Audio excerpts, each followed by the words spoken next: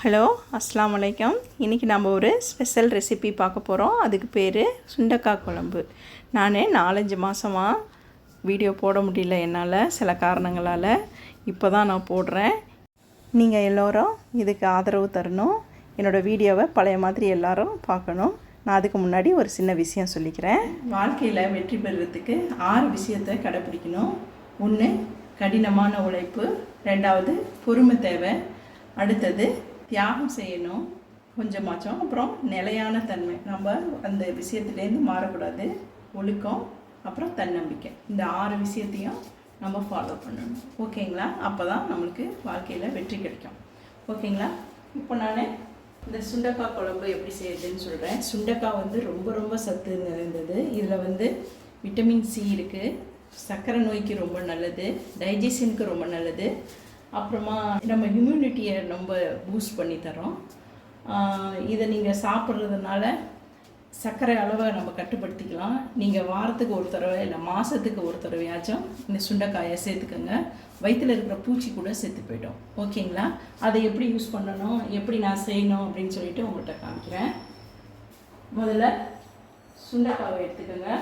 இதை இப்படி நசுக்கிக்கோங்க. அதாவது உள்ளே இருக்கிற விதையை எடுத்துடணும். இங்கே பாருங்கள், உள்ளே இருக்கிற விதையை இப்படி தட்டி தட்டி தட்டி ஒன்றையும் தட்டி தட்டி அப்படி எடுத்துடணும். இங்கே பாருங்கள், அது கொஞ்சம் கசப்பாக இருக்கும் உள்ளே இருக்கிற விதை. அது வயிற்றுக்கு நல்லதில்லை, அதனால் அதை எடுத்துடணும். ஓகேங்களா? இப்போ நான் இதில் 3 டேபிள் ஸ்பூன் எண்ணெய் ஊற்றிருக்கேன். அதில் இதை போட்டு நம்ம நல்லா வறுக்க போகிறோம்.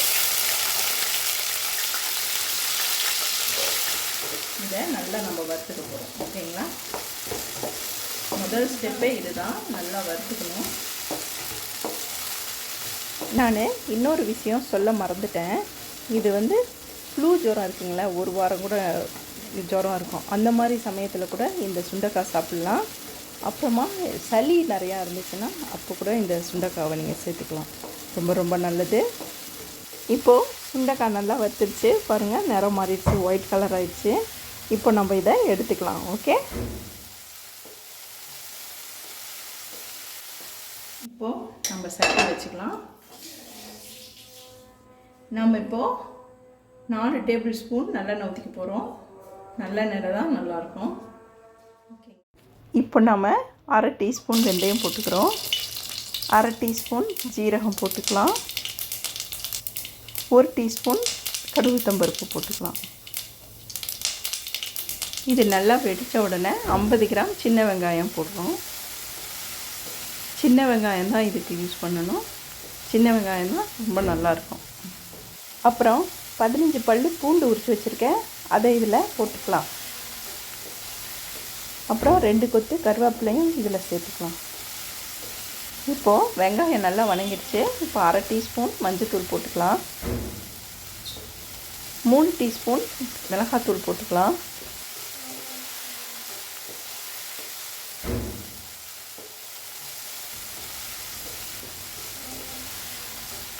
இப்போது நான் 4 தக்காளி வெட்டி வச்சுருக்கேன், அதை இதில் போட்டுக்கலாம்.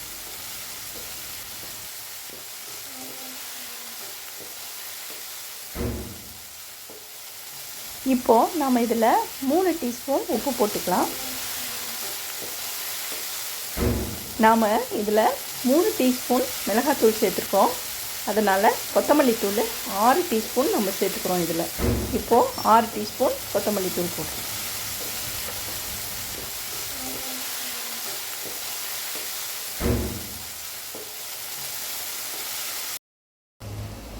இப்போது இதை கொஞ்ச நேரம் மூடி வைக்கலாம். ஒரு 3 நிமிஷம் மூடி வைக்கலாம். ஓகேங்களா?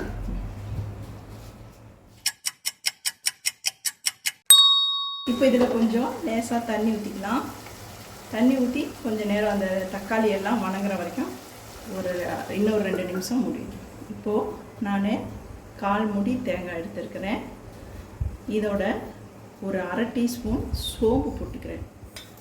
இந்த தேங்காவோட சோம்பு போட்டு அரைச்சிக்கணும். ஒரு 1/2 டீஸ்பூன் மட்டும் போட்டுக்கோங்க. ஓகேங்களா? கொஞ்சமாக போட்டு இந்த தேங்காவோட அரைச்சிக்கோங்க. நான் அரைச்சிட்டு அப்புறம் உங்கள்கிட்ட காமிக்கிறேன். ஓகேங்களா? சோம்பு போட மறந்துடாதீங்க. தக்காளி நல்லா வணங்கிடுச்சு. இப்போது புளி ஊற்றிக்கலாம்.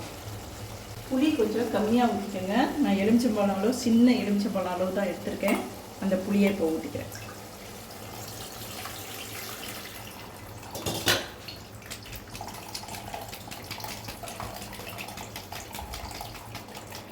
ரொம்ப புளி ஊற்றக்கூடாது, அப்புறம் டேஸ்ட்டு மாறிடும். ரொம்ப புளி இருந்துச்சுன்னா கம்மியாக ஊற்றிக்கோங்க. இப்போது புளி தண்ணி நல்லா கொதிக்குது. இப்போ இந்த நம்ம வறுத்து வச்சோம்ல அந்த சுண்டைக்காவை போட்டுக்கலாம்.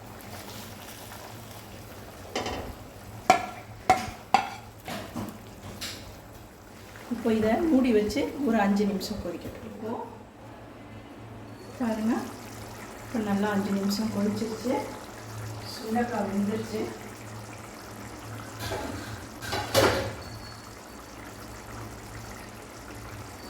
இப்போ இதில் இந்த சோம்பும் தேங்காயும் போட்டு அரைச்சோம்ல அதை இதில் ஊற்றிக்கலாம். எல்லாத்தையும் கழுவி ஊற்றிக்கலாம். ஓகேங்களா?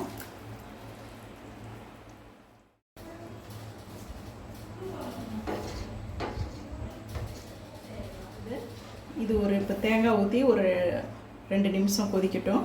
நம்ம இப்போ இதை மூடி வைக்கலாம். நம்மளோட எம்மி பச்சை சுண்டைக்காய் குழம்பு ரெடி ஆயிடுச்சு. நம்ம இது வத்தப்பொருளில் பச்சையாகவே செஞ்சுருக்கோம். ரொம்ப அமிர்தமாக இருக்கும். நீங்கள் ஒரு தடவை ட்ரை பண்ணி பாருங்கள். உங்களுக்கு எல்லாத்துக்கும் ரொம்ப பிடிக்கும். நீங்கள் வாரத்துக்கு 2 தடவை கூட செய்வீங்க. உடம்புக்கு ரொம்ப நல்லது. நீங்கள் கண்டிப்பாக செஞ்சு பார்க்கணும். இப்போ நான் சர்வ் பண்ணி காட்டுறேன். என்னோடய வீடியோ உங்களுக்கு பிடிச்சிருந்துச்சுன்னா லைக் பண்ணுங்கள், ஷேர் பண்ணுங்கள், சப்ஸ்கிரைப் பண்ணுங்கள். நான் அடுத்த வீடியோவில் உங்களை சந்திக்கிறேன். ஓகே.